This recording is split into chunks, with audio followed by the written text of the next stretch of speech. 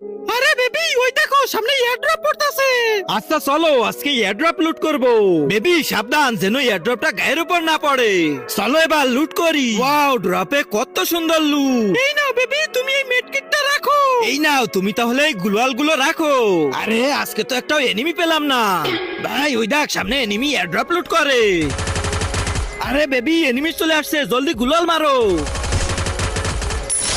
আরে জান আমি তোমাকে বাঁচাতে পারলাম না। শালা এদের তো আজকে। ভাই নক হয়ে গেছি জলদি রিভাইভ দে। আরে এই তো বেন্ডিং মেশিন পড়ছে যাই বেবিটাকে রিভাইভ করে দি। বেন্ডিং মেশিনে রিভাইভ দেওয়া কেমন লাগে এবার?